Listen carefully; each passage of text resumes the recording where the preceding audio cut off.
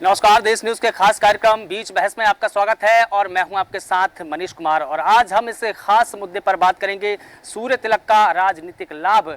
क्योंकि आज अवधपुरी में ऐसा अलौकिक और दिव्य नज़ारा देखने को मिला है जिसमें पूरी दुनिया में राम भक्तों के लिए एक बड़ी खुशी की बात है कि 500 वर्षों के बाद में भगवान श्री राम का सूर्य अभिषेक हुआ है। बता दें कि भारत ही नहीं बल्कि पूरी दुनिया में भगवान श्री राम के भक्तों ने ये नज़ारा देखा और पूरी दुनिया में एक खास संदेश गया है। वहीं प्रधानमंत्री नरेंद्र मोदी ने भी इस खास और दिव्य अलौकिक दृश्य को देखा, भगवान श्री राम को प्रणाम किया और उन्होंने दुनिया भर के राम भक्तों से आह्वान किया है कि आज रामनवमी के वक्त पर भगवान श्री राम का ये अलौकिक दृश्य जरूर देखें।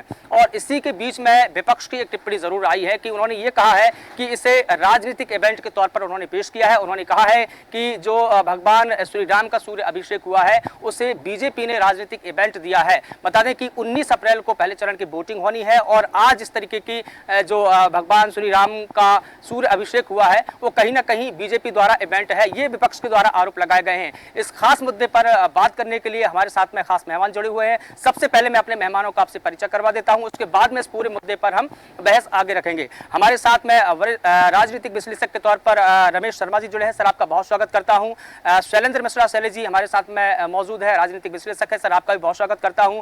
विभांशु जोशी जी राजनीतिक विश्लेषक हमारे साथ में मौजूद है, सर आपका भी बहुत स्वागत करता हूं।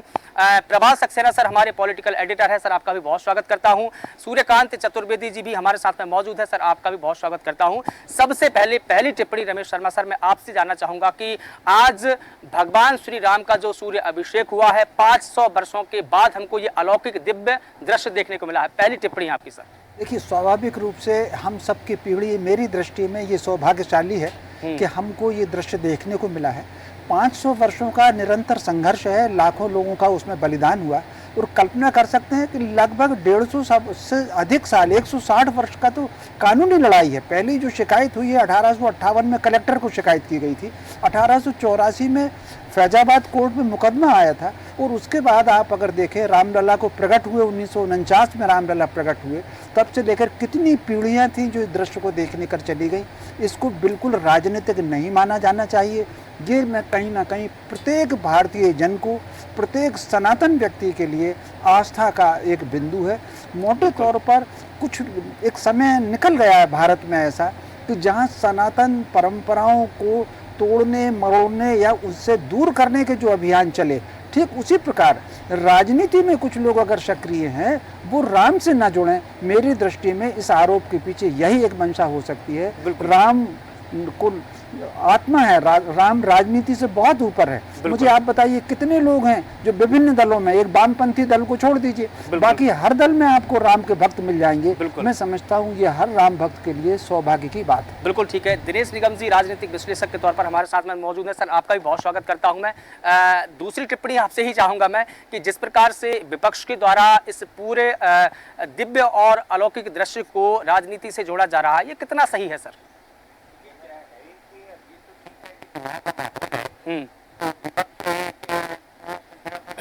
करना ही चाहिए या हो सकता है कि उनका आरोप भी कहीं ना कहीं मैं जिस तिथि में इसका ये रखा गया भगवान का सूर्य ये अपना तिलक का कार्यक्रम, तो हो सकता है कि उनका आरोप भी जो है कहीं ना कहीं सही हो। क्योंकि जब एक दिन पहले बाद में चुनाव होने जा रहा है, 2 दिन बाद में चुनाव होना, मतदान होना है पहले चरण का, और उसी समय ऐसा रखना ये उनकी नज़र में हो सकता है कि मैंने ऐसा जानबूझ के सत्ता पार्टी ने किया होगा।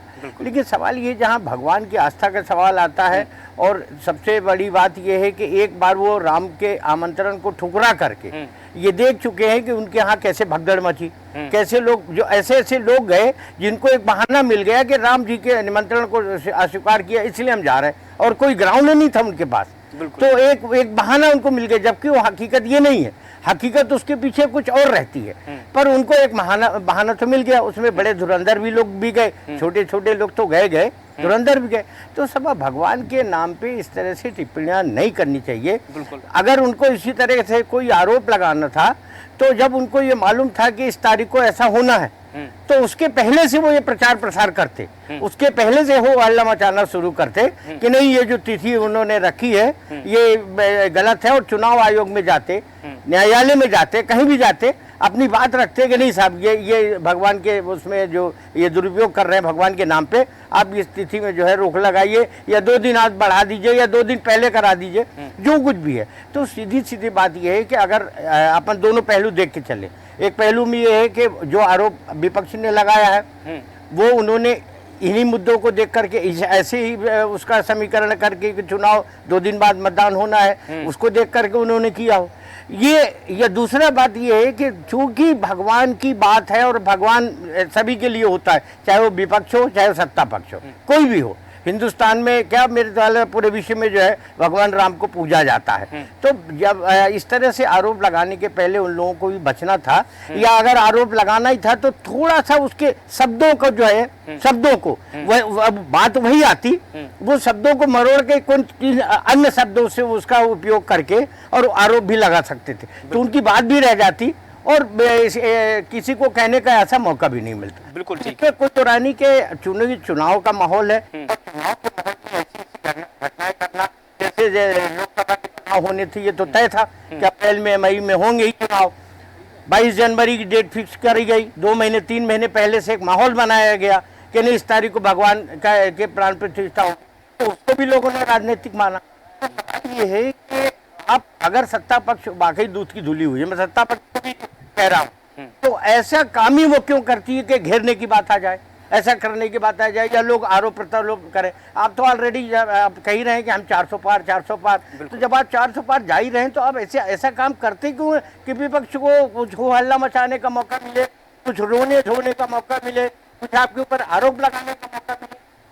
लेकिन सर विपक्ष तो हर सत्ता पक्ष के हर काम पर उंगली उठाता है। विभांशु जोशी सर, मैं आपसे ये जानना चाहूँगा कि जिस प्रकार से विपक्ष ने ये सवाल उठाया कि ये एक बीजेपी का इवेंट है और चुनाव से पहले इस प्रकार के इवेंट इसलिए किए जा रहे हैं ताकि वोटर को साधा जा सके, इन आरोपों में कितनी सच्चाई है सर?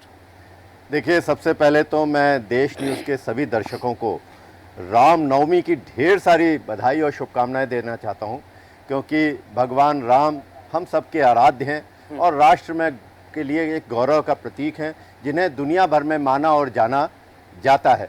तो विपक्ष का इस तरीके का आरोप कि इसको राजनीति से जोड़कर देखना, ये ऐसा है कि ये तो दुर्भाग्यपूर्ण ही कहा जा सकता है। क्योंकि देखिए, 500 वर्ष के इतने बड़े संघर्ष के बाद, सुप्रीम कोर्ट के फैसले के बाद वहाँ पर राम लला विराजमान हुए हैं, जिनकी हमें पूजा और करनी चाहिए। और ये एक अनूठा अध्यात्म और विज्ञान का संगम था। बल्कि विपक्ष को तो ये देखना चाहिए कि आज भारत का विज्ञान कितनी तेजी से आगे बढ़ रहा है, जिसने विकास के साथ विरासत को भी संभाला। बिल्कुल। और वहां पर किस वैज्ञानिक तरीके से राम लला का सूर्य तिलक किया गया। देखिए, कितनी महत्वपूर्ण बातें उसमें देखी गई। उसमें ये देखा गया कि सनातन संस्कृति के हिसाब से अष्ट धातु का उपयोग ईश्वर भगवान के लिए किया जाता है, वो भी किया गया। साथ में मूर्ति को किसी तरीके का क्षय ना हो, गर्मी ना पहुंचे, उसको बचाने के लिए उसमें फिल्टर तक लगाए गए। अब विपक्ष को ये देखना चाहिए कि भारत का विज्ञान कितनी तेजी से भारतीय जनता पार्टी के नेतृत्व में आगे बढ़ रहा है। क्यों नहीं वो ये सब चीजें कर पाए। आज भारतीय जनता पार्टी की जो सरकार है, वर्तमान सरकार, वो आदित्य L1 की बात कर रही है। श्री हरिकोटा से सूर्य पर हम पहुंच रहे हैं। बिल्कुल। तो ये जो सूर्य और संस्कृति का जो संगम है और विज्ञान का जो उसमें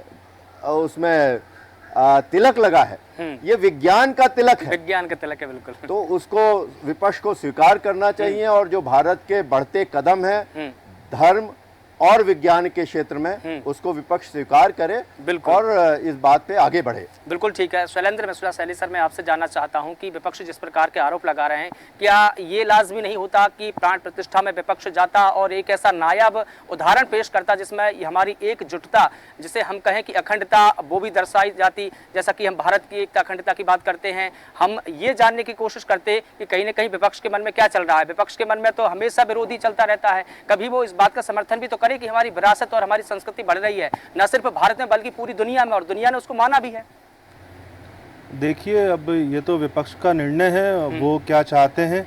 अब जैसे आपने प्राण प्रतिष्ठा के समय उनके शामिल होने की जो बात कही, जिसको स्वीकारा या नहीं स्वीकारा, तो ये उनका व्यक्तिगत निर्णय है, क्योंकि देश में आम चुनाव का समय है और अभी 2 दिन बाद मतदान भी होना है पहले फेज का। तो उस दृष्टिकोण से देखें तो विपक्ष जो है वो आरोप लगाएगा। अब क्योंकि ये धार्मिक विषय है, सनातन संस्कृति का विषय है, और जैसे जो इस आज का जो घटनाक्रम पे अपन चर्चा कर रहे हैं उसका जो साइंटिफिक पहलू इस पे तो जोशी जी ने बता ही दिया है कि 65 फीट के अष्टधातु के जो 20 पाइप हैं उनका उपयोग किया गया है और फिल्टर भी लगाए गए हैं जिससे कि जो मूर्ति है राम जी की उसको गर्मी ना लगे।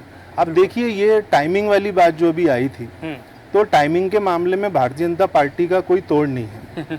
भारतीय जनता पार्टी मुद्दे उठाना और मुद्दों को भुनाना इसमें बहुत आगे है, क्योंकि आप और हम सब पत्रकारिता से जुड़े हुए लोग हैं। तो मेरा अनुरोध देश के सभी चैनलों से है कि ऐसे समय में जब देश में आम चुनाव हो रहे हैं तो आम जन के जो मुद्दे हैं और आम जन के जो विषय हैं उस पर प्रकाश डाला जाए। ज़मीनी हालात क्या हैं देश के, उस पर प्रकाश डाला जाए। ये देखिए ये धार्मिक विषय है और सनातन संस्कृति का हिंदुओं का विषय है। इसका पॉलिटिकल उपयोग मैं ठीक नहीं मानता हूँ। बिल्कुल सबकी आस्था है, ठीक है, भारतीय जनता पार्टी का झुकाव है श्री राम की तरफ, तो उसका क्रेडिट वो लेते रहेंगे, और विपक्ष का झुकाव है या नहीं है इस पे हमें नहीं जाना चाहिए। हमको देश की प्रगति कैसे हो, देश और विकसित कैसे हो।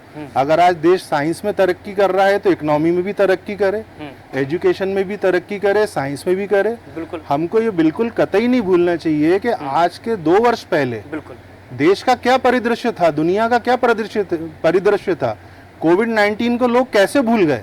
इतनी बड़ी जो महामारी जो पूरी दुनिया के ऊपर आई, भारत में उससे मुकाबला करा, सबसे ज्यादा आबादी वाले देश हैं हम। तो ऐसे समय में अब जब देश में पूरा आम चुनाव है तो भारतीय जनता पार्टी के पास उनके विषय हैं, उनके मुद्दे हैं। अगर उन्होंने 10 वर्षों तक देश में काम किया है तो वो जनता के बीच ले जा रहे हैं। विपक्ष क्या काम करेगा वो ले जाएगा। तो मेरा तो व्यक्तिगत ऐसा मानना है कि जो धार्मिक विषय होते हैं, किसी भी धर्म जाति के विषय हो, इनका इस प्रकार से पॉलिटिकल उपयोग नहीं करना चाहिए।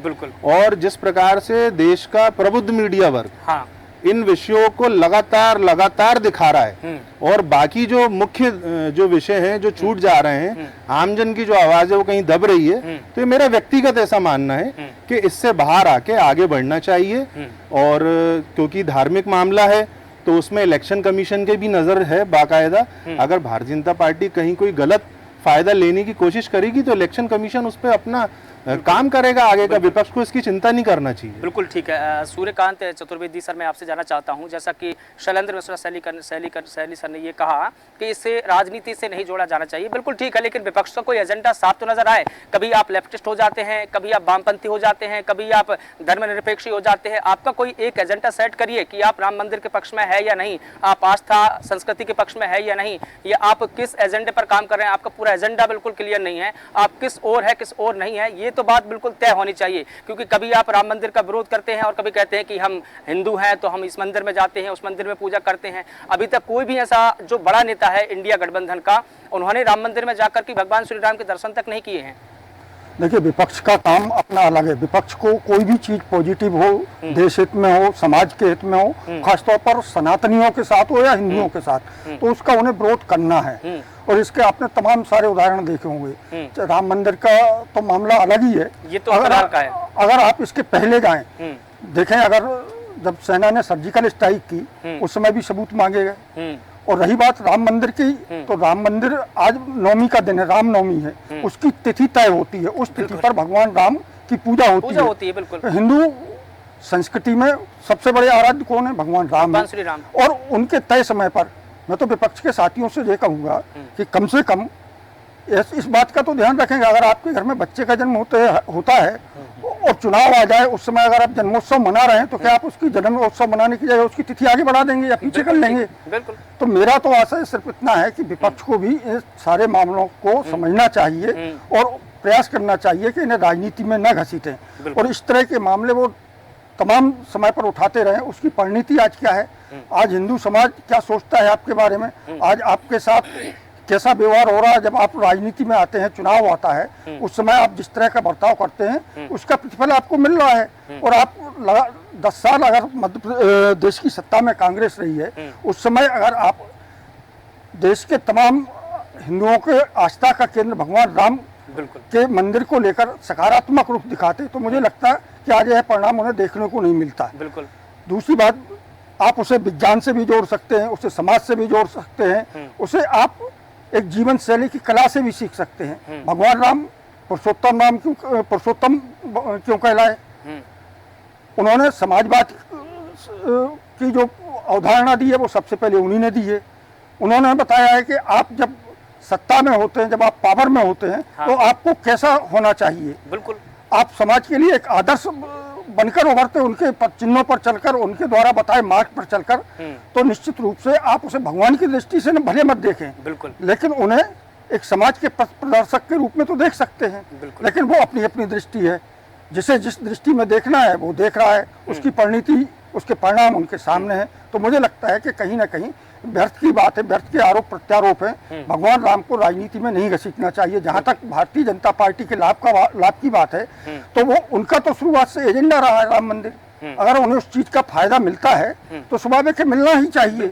अगर आप सक्षम थे, आपकी सरकारें रही हैं, आप चाहते तो उस मुद्दा को आप अपने हाथ में ले सकते थे, आपको फायदा मिलता, भाजपा को फायदा नहीं मिलता। तो कहीं ना कहीं मुझे लगता है कि इस मामले में विपक्ष से बड़ी चूक हुई है और विपक्ष अभी भी इस मामले को संभालने के लिए तैयार नहीं दिखता। बिल्कुल ठीक है। प्रभात सक्सेना सर, आपसे जानना चाहूंगा, जैसा कि सूर्यकांत सर ने भी बोला है कि कहीं ना कहीं विपक्ष को अपनी गिरेबान में झांकना चाहिए, क्योंकि मौका आपको भी मिलाता है। ऐसा नहीं है कि आप हमेशा सही विपक्ष में हैं, आप भी कभी सत्ता में थे, तब आपने ये काम क्यों नहीं किए। और अगर आज बीजेपी इसको कर रही है या सांस्कृतिक विरासत को बढ़ा रही है तो उसमें गलत क्या है। अभी हाल ही में हमने देखा कि मालदीव्स पीएम मोदी गए, उन्होंने एक फोटो क्लिक किया, वहां पर सोशल मीडिया पर शेयर किया। उसके बाद उन्होंने देश के जितने भी हमारे व्यापारी हैं, जितने भी बुद्धिजीवी वर्ग के लोग, उनसे अपील की कि आप हमारे ही देश में आइए, यहाँ पर शेयर करिए।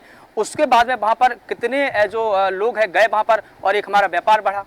तो इसमें गलत कहाँ है? हमारी अगर सांस्कृतिक विरासत को बढ़ाया जा रहा है तो इसमें दोषारोपण करने का क्या उचित है सर? देखिए मनीष, ये वैचारिक लड़ाई जो है ये आज से नहीं है। जो देश की सबसे पुरानी पार्टी जो स्वतंत्रता संग्राम में अपने आप को कहती है उसने लड़ाई लड़ी है, वो आज 2024 के लोकसभा चुनाव में पूरे लोकसभा में चुनाव नहीं लड़ रही है।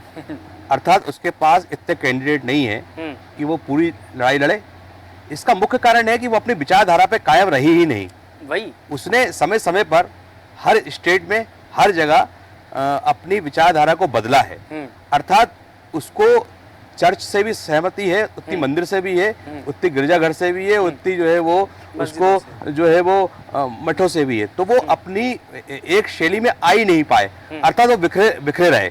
और यही वजह है कि उनसे फिर उनके ही नेता और जनता उनसे बिखरना शुरू हो गई। क्या वजह है कि 17 साल लगातार प्रधानमंत्री नेहरू ने राज किया, इंदिरा जी ने लंबे समय राज किया, और तमाम करते कराते जबकि 1952 में जनसंघ का जो में ये बात उभर के आई थी कि हम राम मंदिर बनाएंगे, धारा 370 खत्म करेंगे, तो वो तो अडिग रहे अपने उस पर। हाँ। जैसे शैली जी ने कहा मुद्दे की बात है, तो प्रतिपक्ष का ये प्रथम काम ये है कि वो इवेंट को ना देखे। इवेंट को फिर देखेगी तो फिर बहुत सी बातें आएंगी। मदर टेरेसा के छूने से बच्चे ठीक हो जाते हैं, इस पर कभी भी बहस नहीं हुई। क्यों साहब, राम मंदिर पर ही चर्चा क्यों? एक बाजार है ये, हिंदुस्तान एक बहुत बड़ा बाजार है और इसमें सनातन को इतना टारगेट करेंगे, लगता है उतना ज्यादा बाजार चलेगा।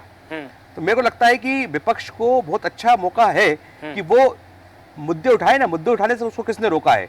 क्यों वो बात नहीं करती महंगाई की, क्यों बात नहीं करती बेरोजगारी की? न केवल बात करे बल्कि दिखाए, प्रदर्शन करे, सड़कों पे आए, प्रजातंत्र है हमारा, किसने उनको रोका है? लेकिन वो सिर्फ काउंटर करने पे ही विश्वास करते हैं। जैसा कि अभी सूर्यकांत जी ने कहा, रामनवमी तो समय पे ही आएगी ना। बिल्कुल सही बात। और आज मान लीजिए सूर्य नहीं होता और आज बारिश हो जाती तो ओले गिर जाते तो ये ऐसा कोई वो थोड़ी है। आज उनका सूर्य तिलक हुआ है, तो सूर्य तिलक हुआ है, ये हमारे विज्ञान की जय। और आज इसकी जगह मैंने कहा अगर बारिश हो जाती, छाया पड़ जाती, ओले पड़ जाते, तो यही प्रतिपक्ष का कहता कि इवेंट का है। तो ये तमाम चीजें परिपक्व हम देश में चल रहे हैं। देश के हम 75 साल हमने पूरे किए हैं, अब हम 2047 की तरफ बढ़ रहे हैं। तो हमको अपने सिद्धांतों को भी ठोस रखना पड़ेगा, अपनी विचारधारा पे अडिग रहना पड़ेगा। जैसा जनसंघ के समय से, संघ के समय से चला आ रहा है, उन्होंने कभी अपने मुद्दे नहीं बदले, ये बात और थी। अटल बिहारी वाजपेयी की जब सरकार बनी थी तो वो कहते थे जब पूर्ण बहुमत आएगा तो हम करके दिखाएंगे, उनने करके दिखा दिया। आपको किसे रोका था? और अभी भी ऐसा नहीं है, मुद्दों की कमी नहीं है, आप मुद्दे उठाइए, जनता फिर आपके साथ आएगी। बिल्कुल ठीक है। और आपने तमाम बातों का जिक्र किया। रमेश शर्मा सर, लौटकर आपके पास में आना चाहूँगा। जिस प्रकार से प्रभात सर ने कहा कि रामनवमी तो रामनवमी के ही दिन आएगी, चाहे कुछ भी हो जाए। इससे हमने एक अलौकिक द्रव्य उसके रूप में देखा कि भगवान श्री राम का हमने सूर्य अभिषेक किया। ऐसा विपक्ष क्यों नहीं कर पाया? विपक्ष के पास भी मौका था, वो राम मंदिर बनवा देते, आप वोट मांग लेते। ये बिल्कुल आपने सही कहा। रामनवमी आज है, इसका निर्धारण कोई भाजपा वालों ने नहीं किया, बिल्कुल भारत सरकार ने नहीं किया। ये हजारों साल से रामनवमी की परंपरा है, एक बात हुई। दूसरी बात, वहाँ पर जो आयोजन हुआ है, आज पूजन हुई है, वो कोई भाजपा ने नहीं की है, भारत सरकार ने नहीं की है, वो मंदिर ने की है। और न केवल अयोध्या के मंदिर में बल्कि देश भर के तमाम मंदिरों में आज भगवान राम की पूजन हुई है। कल अगर परसों के दिन मतदान है तो वो तिथि भी भाजपा ने कोई निर्धारित नहीं की, वो चुनाव आयोग ने निर्धारित की हुई है। चूंकि हम आज राम जी की बात कर रहे हैं, तो बाल कांड जब शुरू होता है तो शुरुआत में करीब 25-50 चौपाइयां ऐसी हैं जहां तुलसीदास जी ने संतों और असंतों का वर्णन किया है। असंतों का वर्णन भी उन्होंने 20-25 चौपाइयों में किया है और लिखा है कि उनकी काक दृष्टि होती है और वो केवल नकारात्मक ही सोचते हैं। आप कल्पना कर सकते हैं, जो लोग आज इस आयोजन पर सवाल उठा रहे हैं, इसी पार्टी से संबंधित कुछ वकील थे जिन्होंने सुप्रीम कोर्ट में ये एप्लीकेशन लगाई थी कि फैसला भी न दीजिएगा।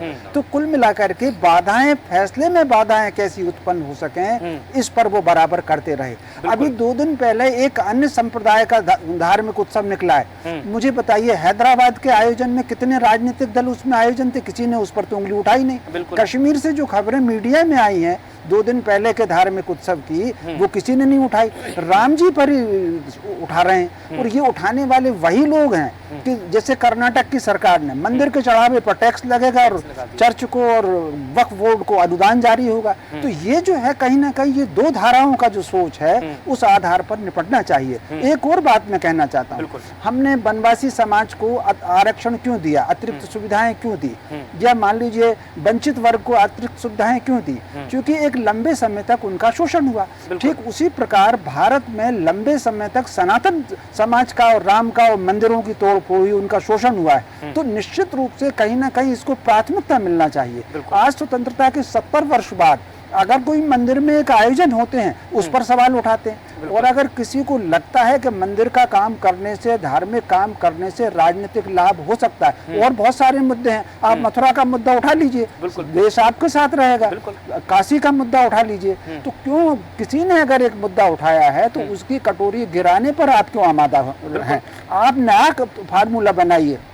आपके पास खुला हुआ, मथुरा किसी ने शुरू नहीं किया, काशी का तो थोड़ा बहुत शुरू भी हुआ है, मथुरा खाली पड़ा है। विपक्ष को ये चाहिए, अगर वो वाकई भारतीय सनातन परंपरा में आस्था रखते हैं तो मथुरा का मुद्दा उठा करके चलने, पूरा देश उनके साथ रहेगा।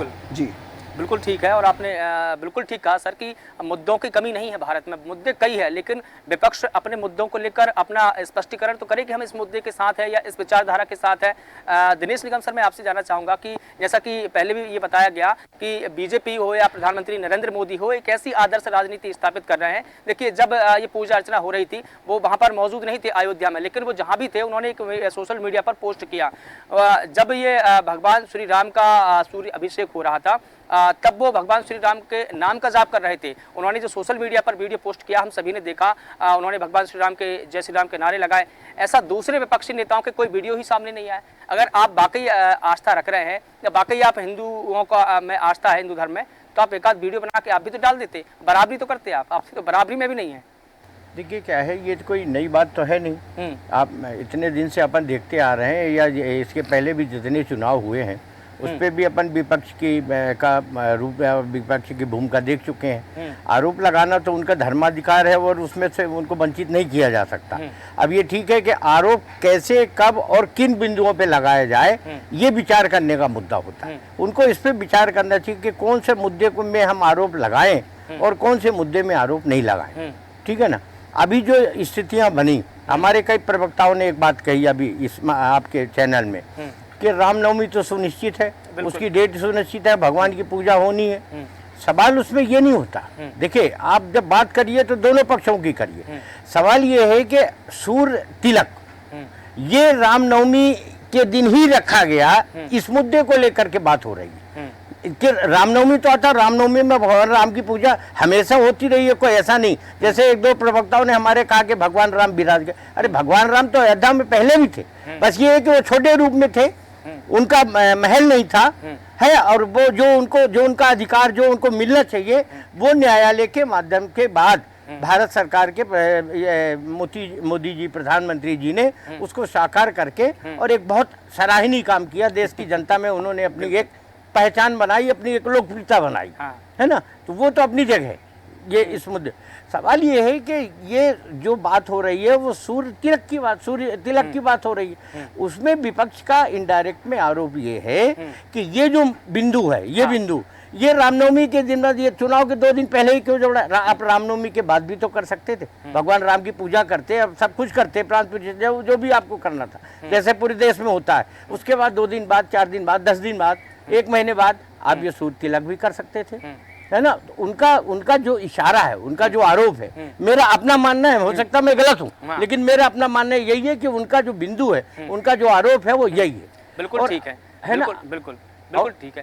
विभांशु जोशी सर, मैं आपसे जानना चाहता हूँ कि विपक्ष भी तो कर सकता था ना ऐसा, किसने रोका था विपक्ष में? आप इंडिया गेट के पास चले जाते, 1 लाख लोगों को भंडारा कर देते, मीडिया आपको दिखाता, आपका भी इवेंट हो जाता। आप कल 19 तारीख को पहले चरण की वोटिंग है, हो सकता था कि आपको भी इन्फ्लुएंस मिल जाता। आपको रोका किसने? आप करिए तो सही, करने को कुछ है नहीं है और इल्ज़ाम दुनिया भर के। बिल्कुल ठीक कहा आपने, क्योंकि विपक्ष जो है अपनी एक स्पष्ट धारणा नहीं बना पा रहा है कि वो जनता के सामने किस धारणा के साथ जाए और लोकतंत्र में अपनी बात रख सके। मैं तो प्रवाल जी की बात को आगे बढ़ाते हुए यही कहना चाहूँगा कि जो भारतीय जनता पार्टी है वो अपनी विचारधारा के साथ तटस्थ है। उसका मैं उदाहरण के तौर पर मैं बताना चाहूँगा कि जब 2014 का भारतीय जनता पार्टी का घोषणा पत्र आया तो आप देखेंगे पेज नंबर 63 में साफ तौर पर उन्होंने राम मंदिर की बात कही है, और उन्होंने कहा है वहां पर राम मंदिर, साथ में डॉट डॉट वो आगे लिखते हैं कि हम इसका संवैधानिक हल जो भी न्यायालय से निकलेगा उसके आगे के प्रयास हम उसके साथ करेंगे। फिर 2014 में माननीय मोदी जी भारत के प्रधानमंत्री बने और उस दौरान भी 2017 में आम सहमति पर इस पर विचार करने की बात हुई कि कोई निर्णय हो जाए, लेकिन निर्णय नहीं हो पाया। तो फिर 2019 को जैसा हम जानते हैं कि माननीय उच्चतम न्यायालय ने फैसला दिया और भारत के प्रधानमंत्री श्री नरेंद्र मोदी जी कोरोना काल में वहां भूमि पूजन के लिए गए और उसके बाद 22 जनवरी को जो है ये एक बड़ा दृश्य हमारे सामने आया। और यही नहीं, यही का बात खत्म नहीं होती। अब हम 2024 का जो घोषणा पत्र भारतीय जनता पार्टी का देखें तो वहां भी वो, जैसा प्रवाल जी ने कहा, वो बिल्कुल भारतीय जनता पार्टी तटस्थ है अपने विचार। बिल्कुल वहां भी वो कह रही है विकास भी और विरासत भी। वहां पर भी वो राम मंदिर की बात कह रही है कि उसका हम विकास करेंगे और आगे पूरे दुनिया के सामने उसको अच्छे ढंग से प्रस्तुत करेंगे। तो कांग्रेस के साथ यही दिक्कत आ रही है कि वो अपनी विचारधारा स्पष्ट नहीं कर पा रही।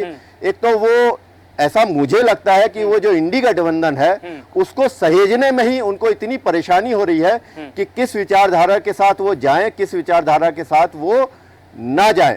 तो ये सोचकर कि भारतीय जनता पार्टी ऐसा कर रही है, कांग्रेस उसका विरोध कर रही है, दुर्भाग्यपूर्ण है। और जहां तक सूर्य तिलक की बात है, देखिए जैसा कि हम लोग शास्त्रों में पढ़ते हैं, ऐसा कहा जाता है कि जब भगवान श्री राम जी का जब प्रकटोत्सव हुआ था, जन्म हुआ था, तब अभिजीत योग में तो सूर्य स्वयं रथ लेकर धरती पर आए थे, ऐसी कथाएं हैं। और 1 महीने तक रहे थे और 1 महीने के वो जो वो लंबा अंतराल था वो 1 दिन में हो गया था। जी बिल्कुल सही कहा आपने। तो फिर ऐसे में यदि सूर्य तिलक किया जाए और पूरे दुनिया के सामने इस बात को प्रस्तुत किया जाए, तो मुझे लगता है रामनवमी से बेहतर दिन सूर्य तिलक किए जाने का और कोई नहीं हो सकता। यदि आज के दिन नहीं किया जाता सूर्य तिलक, तो जरूर विपक्ष ये कहता कि देखो रामनवमी के दिन उन्होंने सूर्य तिलक नहीं किया और किसी अन्य तिथि में जाकर उनका सूर्य तिलक कर रहे हैं, वो अपने मार्ग से भटक रहे हैं। तो भारतीय जनता पार्टी अपने विचारों में तटस्थ है। मेरा कांग्रेस से भी अनुरोध है कि अपने स्पष्ट विचारों को कर देश की जनता के सामने जाए, यही सही रास्ता है। बिल्कुल ठीक है। शैलेंद्र मिश्रा सर, मैं आपसे जानना चाहूंगा, विभांशु जोशी जी ने बिल्कुल सही कहा कि भगवान श्री राम का जो ताल्लुक है एक तो सूर्यवंशी से है, सूर्यवंशी वो रहे हैं। इसके अलावा जब भगवान श्री राम का जन्म हुआ था तो स्वयं सूर्य भगवान वहां पर आए, अयोध्या में रथ से आए, 1 महीने तक वहां पर रुके और उसके बाद में क्या बोलते हैं, ध्वज पर भी उनका सूर्य का निशान माना जाता है। इसके अलावा सूर्य का तिलक का जो महत्व है ना, वो 500 साल से लगा आ रहा है। देखिए, राम मंदिर का जो निर्माण है ना, वो 500 साल के एक बड़े अंतराल के हैं। अभी जैसा कि विभांशु जोशी सर ने कहा कि भगवान सूर्य का नाता सूर्यवंशम से लेकर के, चाहे उनके तिलक से लेकर के, चाहे उनके धर्म ध्वज से लेकर तमाम जगहों पर सूर्यवंश का यहाँ पर हम देखते हैं। तिलक भी लगाते हैं तो सूर्य के समान लगाते हैं, उनके ध्वज देखते हैं तो ध्वज में भी सूर्य है और वंश भी उनका सूर्य है। तो ऐसे समय पर जब पहली रामनवमी पड़ी हो प्राण प्रतिष्ठा के मौके पर, तो क्यों ना ऐसा कार्यक्रम होता। और ये सिर्फ बीजेपी ने नहीं किया है, ये तो मंदिर समिति ने किया है।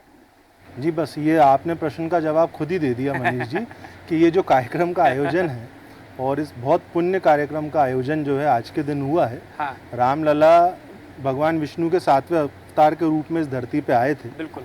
और तब से ही ये परंपरा जो है उनके जन्म दिवस की, प्रकट उत्सव की चली आ रही है। ये इत्तेफाक है, इस पे चर्चा हो चुकी है कि आज ही के दिन ये कार्यक्रम क्यों हुआ। बिल्कुल होना चाहिए, इसमें कोई दो राय नहीं है। ये मंदिर समिति का ट्रस्ट का निर्णय है। विषय ये उठता है कि उसमें पार्टिसिपेट किसने ज्यादा किया, किसने कम किया। तो वो भी हमने हमारी चर्चा में देख लिया कि भारतीय जनता पार्टी और देश के यशस्वी प्रधानमंत्री नरेंद्र मोदी जी ने खुद आगे होकर उसमें पार्टिसिपेशन करा। तो इसमें जो मूल बात है, हमें जो संविधान 7 मूल अधिकार देता है, उसमें 3 जो मुख्य हैं वो है धर्म, संस्कृति और शिक्षा का अधिकार। तो भाई धर्म का अधिकार सबको है, सबकी मान्यता है, क्योंकि हम बहुसंख्यक हैं, सनातनी हिंदू बहुसंख्यक इस देश में, उनकी आस्था का विषय है, बड़ा विषय। इसलिए मैं बार बार कह रहा हूँ कि इस विषय को बिल्कुल पॉलिटिकल उपयोग नहीं होना चाहिए। ये सनातन संस्कृति और धार्मिक विषय है, ये हमारे गौरव का विषय है। तो इस पे हमें इस प्रकार की चर्चा ना करके हमें देश में आम चुनाव है उस पर चर्चा करना चाहिए। अगर विपक्ष गलती कर रहा है, वो ऐसे विषयों पे को अनदेखा कर रहा है या उस पर अपनी आपत्ति दर्ज करा रहा है, तो उसका खामियाजा विपक्षी भुगतेगा आने वाले समय में, वो पूर्व में ही भुगता है। लेकिन हमें केवल ये कह देना, देखिए देश के प्रधानमंत्री हैं नरेंद्र मोदी जी, 150 करोड़ की जनसंख्या हमारी, तो हमारे यहाँ धर्म की स्वतंत्रता का अधिकार सभी को है। तो वो तो रक्षक और संरक्षक की भूमिका में है, उन्हें तो संविधान के हिसाब से सबकी रक्षा करना है। तो इसलिए ये बड़ा सेंसिटिव विषय है। मुझे लगता है आप देखिए कल परिणाम आए यूपीएससी के, जो पहले डरे हुए थे उनकी संख्या बढ़ रही है यूपीएससी के रिजल्ट में। तो आप देखिए सबका बराबर उद्धार जो है भारत की सरकार जो है सबको बराबर मौका दे रही है। हर जाति, हर वर्ग, हर पंथ संप्रदाय के लोगों के जो हक अधिकार हैं उनका संरक्षण कर रही है। तो मुझे लगता है कि अब ये 22वीं सदी के भारत में ये बहुत आस्था का विषय है और वो समय रहते प्रभु की इच्छा से वो पूरा हो गया है। तो ना तो वो बीजेपी ने किया, अभी जैसे बताया कि माननीय सुप्रीम कोर्ट ने उसमें निर्णय किया है। अगर बीजेपी का उसमें हस्तक्षेप होता तो कोर्ट का कंटेम्प्ट नहीं हो जाता। तो इसलिए ये न्यायालय का निर्णय है। समिति के लोग थे, ज्यादा विद्वान लोग यहाँ मौजूद हैं, लंबी लड़ाई लड़ी गई है उस जगह को लेके और आज का बहुत शुभ दिन है, हम सबकी परंपरा है। तो मुझे लगता है कि भगवान ये चाहते हैं कि उनके जो भक्त हैं, जो जनता है, वो सुखमय जीवन जिए, देश में जो रोजगार है उसकी संख्या बढ़े, देश की अर्थव्यवस्था मजबूत हो, बेरोजगारी के साथ साथ जो महंगाई जो इस समय पूरे हमारे देश में और विश्व में बढ़ रही है उस पर नियंत्रण हो। तो प्रभु भी तो यही चाहते हैं। तो भाई इसलिए राजनीतिक दलों को ध्यान रखना होगा कि जो ऐसे सेंसिटिव विषय हैं, खासकर धर्म के विषय हैं, किसी भी जाति के हों, उनको डिस्टर्ब नहीं करना चाहिए। और संविधान ने अधिकार दिया है सबको जीने का। आपने एक बात कही थी लेफ्ट विंग, राइट विंग, तो संविधान में ऐसी कोई व्यवस्था नहीं है। संविधान में देश सर्वोपरि है। तो देश हित में जो सोचेगा उसको जनता है चुनेगी और अभी परिणाम 4 जून को आ जाएंगे। पूरा देश बता देगा कि कौन देश हित में काम कर रहा है, कौन नहीं कर रहा है। इसलिए हम सबको मिलके देश की प्रगति पे जोर देना चाहिए। बेरोजगारी खत्म हो, महंगाई खत्म हो, देश सुरक्षित में हो, हमारे बॉर्डर सुरक्षित हो। ये जो चीन घुसा चला आ रहा है, चीन को मुंहतोड़ जवाब देने का समय आ गया है। बिल्कुल ठीक है। शैलेंद्र मिश्रा सर, आपने कई चीज़ों का जिक्र किया यहाँ पर, लेकिन सूर्यकांत सर मैं आपसे ये जानना चाहता हूँ कि जैसा कि विभांशु सर ने भी इसका जिक्र किया, दिनेश निगम सर ने भी इसका जिक्र किया कि कांग्रेस हो या दूसरी विपक्षी पार्टी हो, उनका जो एजेंडा है वो दीर्घकालिक नज़र नहीं आता है। जबकि हम कई भाषणों में प्रधानमंत्री मोदी की बात सुनते हैं, वो कहते हैं कि मैं 24 के लिए नहीं लड़ रहा हूँ, 29 के लिए नहीं लड़ रहा हूँ, मैं 47 तक का विजन सोच रहा हूँ।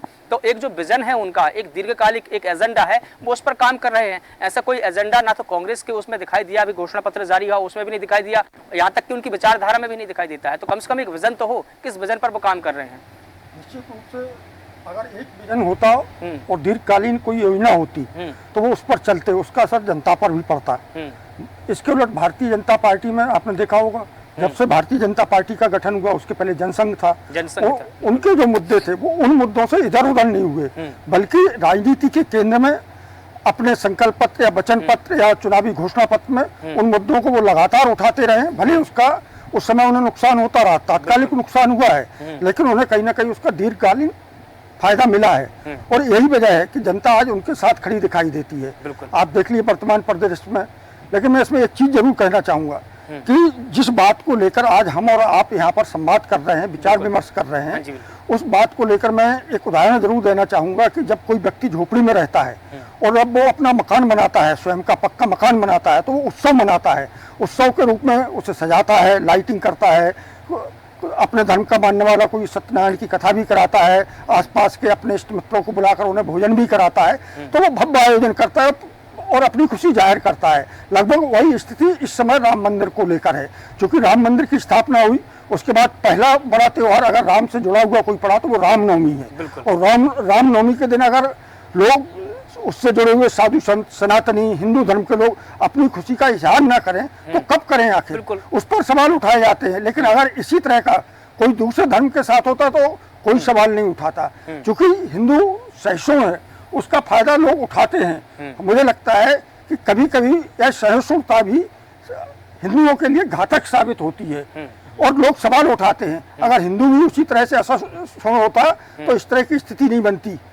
अब आपने जो बात कही थी उस पर आते हैं। आप देखिए, आपने भी देखे होंगे, पिछले कई चुनाव देखे होंगे, चुनाव का समय आया तो एक दल के बड़े नेता कोर्ट के ऊपर जनेऊ धारण कर लेते हैं, अपने आप को बड़ा पंडित बताते हैं, जबकि जनेऊ धारण करने की एक अलग विधि है, जनेऊ पहनने का अलग नियम है। तो इस तरह की जब सारी चीजें होंगी तो जनता देखती है कि आखिर इनके मन में क्या चल रहा है, इनकी विचारधारा क्या है, ये क्या करना चाहते हैं। तो जनता उनके साथ नहीं जुड़ती है। जो समाज के साथ खड़े रहते हैं, समाज की आस्था के साथ खड़े रहते हैं, जो अपनी बात पर अटल रहते हैं, उस पर समाज विश्वास करता है और समाज उसका साथ देता है। तो मुझे लगता है कि दूसरे की लकीर छोटी करने की जगह तमाम राजनीतिक दलों को चाहिए कि वो अपनी लकीर बड़ी करें। उससे समाज के अंदर एक सकारात्मक संदेश जाएगा और उसका फायदा आपको मिलेगा। राजनीतिक दल राजनीति के लिए होते हैं, राजनेता राजनीति के लिए होते हैं और उनका लक्ष्य एक ही होता है, इनके प्रकार सत्ता हासिल करना। तो मुझे लगता है कि निश्चित रूप से इस मामले में जरूर सोचना चाहिए राजनीतिक दलों को। बिल्कुल ठीक है। प्रभात सक्सेना सर, आपसे जानना चाहूंगा कि जनता वाकई वॉच करती है, कोई भी नेता हो, कोई भी पार्टी हो, कोई भी चाहे मिनिस्टर हो या कोई भी हो, जनता उनको वॉच करती है। और चूंकि देखिए एजेंडे की यहाँ पर बात चली है और एक विजन की बात चली है, तो उस वक्त भी बीजेपी अपने एजेंडे पर अडिग थी जब वो 2 सीट पर थी। और आज जब 400 पार का नारा दिया जा रहा है, 400 पार वो है और 400 पार का नारा दिया जा रहा है, तब भी वो उसी विचारधारा पर है। तो इसे हम क्या कहें? देखिए, मैंने पूर्व में भी आपसे कहा था कि पूरी लड़ाई जो है विचारधारा की लड़ाई है। जिन्होंने अपने विचारधारा छोड़ा है, दुनिया में कई देशों को उदाहरण है, वो खंड खंड में बढ़ गए, वो खत्म हो गए। एक समय सोवियत रूस के बारे में कहा जाता था कितना मजबूत देश था, बाद में क्या हाल हुआ उसका, छोटे छोटे उसमें बढ़ गया। आज क्रमशः कांग्रेस की स्थिति भी यही है। कांग्रेस के पास नीति भी अच्छी थी, नीयत भी अच्छी थी एक समय, और नेता भी अच्छे थे। लेकिन जैसे जैसे अगली पीढ़ी आती चली गई, विचारधारा में अंतर आता चला गया। मैंने कहा अडिग रह ही नहीं पाए। अब वो समझ नहीं पाते हैं कि वो जब मध्य प्रदेश में आएंगे तो उनका व्यवहार क्या होगा वो केरल में जाएंगे तो उनका व्यवहार क्या होगा। भाई एक समान व्यवहार क्यों नहीं? भारतीय जनता पार्टी का कोई भी नेता है वो जाएगा तो उसकी विचारधारा निश्चित है, वो सब जगह वो भी जाता है, लेकिन आप कहीं आपको अंतर दिखता है क्या? सब समान रूप से काम करते हैं। तो और जो बाहर से भी आए उनको अपने विचारधारा में शामिल किया है। तो इस तरह आप अगर समय के साथ, देश के साथ, जनता के साथ आप बदलते चले जाएंगे तो आप बहुत समय तक स्थायी रह नहीं पाएंगे। आपको एक मजबूत विचारधारा के साथ सामने आना पड़ेगा। अब देखिए इसकी बात होती है राम राज्य की, तो राम राज्य की जो कल्पना की थी वो कितनी स्पष्ट थी।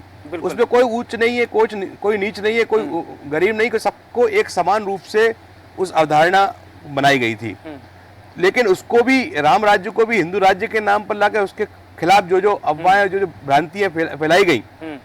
अगर क्या दिक्कत है, उत्तर प्रदेश में आज शासन चल रहा है या कई दूसरे स्टेट में भी आज शासन चल रहे हैं, मध्य प्रदेश में चल रहे हैं, तो किसके साथ कौन सा भेदभाव हो रहा है? बिल्कुल। तो ये समझना पड़ेगा, हमको एक समान रूप से रहना पड़ेगा, तभी देश की तरक्की होगी, तभी समाज की तरक्की होगी। और दुनिया में भी संदेश ये जाएगा कि एक मामले में कम से कम ये लोग एक हैं।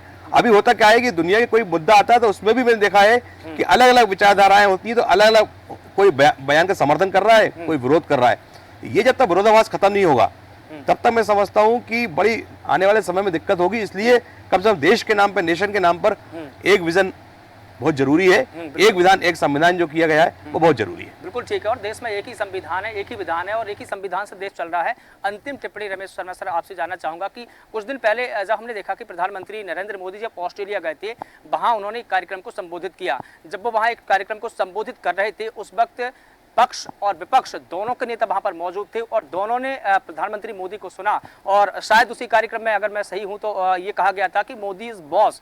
हमारे यहाँ पर देखने को कहीं नहीं मिलता। जब हमारी संस्कृति एक है, हमारा धर्म एक है, हमारा देश एक है, एक संविधान से देश चलता है, और जब हमारी आस्था या संस्कृति की बात आती है तो हमारे नेता पट क्यों जाते हैं इसमें? देखिए, उसका कारण ये है कि राजनीति के दो रास्ते होते हैं। एक राजनीति सत्ता के लिए होती है और दूसरी राजनीति राष्ट्र के लिए होती है। मोटे तौर पर कहीं ना कहीं जो लोग राजनीति राष्ट्र के लिए करते हैं वो कभी भी देश नीति का कभी विरोध नहीं करते। प्रश्न ये नहीं है कि किस दल का व्यक्ति प्रधानमंत्री है। आप देख लीजिए कि इंदिरा जी ने जो निर्णय लिए विपक्ष भी उनके साथ था, नेहरू जी ने जो निर्णय विदेश नीति को लिए उस समय का विपक्ष भी उनके साथ था, नरसिम्हा राव ने विपक्ष जो विदेश नीति में निर्णय लिए पूरा विपक्ष उनके साथ था। लेकिन इस समय ये देखा जा रहा है कि विदेश नीति के मामले में भी राजनीतिक चश्मे से देखा जा रहा है। और जैसे कि हम लोग चर्चा भी कर चुके हैं, दोनों के घोषणा पत्र से, जो प्रवाल जी ने भी कहा, हिमांशु जी ने भी कहा, चतुर्वेदी जी ने भी कहा, बहुत स्पष्ट है। उनका घोषणा पत्र केवल और केवल सत्ता के प्राप्त करने का है, व्यक्तिगत लाभ को अधिक देकर के सत्ता प्राप्त करना। दूसरे का जो घोषणा पत्र है उसमें व्यक्तिगत लाभ के साथ साथ राष्ट्रनीति का बहुत उसमें उल्लेख है। तो मोटे तौर पर बहुत छोटा सा उदाहरण दूंगा। पिछले दिनों जब हमास पर हमला इजराइल का हुआ तो इजराइल का समर्थन अगर भारत सरकार ने किया तो कुछ राजनीतिक दल उस हमास का समर्थन में भी आकर के, आतंकवादी समर्थन में भी आकर के खड़े हुए।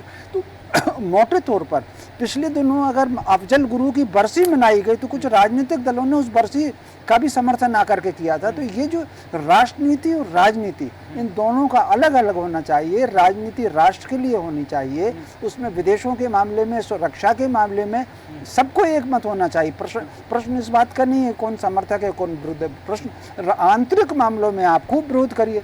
इसी तरीके से सांस्कृतिक मामलों में भी, धार्मिक मामलों में भी आपको दूसरे पर टिप्पणी नहीं करना। आपकी धारा क्या है, आप उस धारा पे चलिए। जैसे पिछले दिनों तमिलनाडु में एक कार्यक्रम हुआ, उनमें राम जी को लेकर के क्या टिप्पणियां हुई हैं।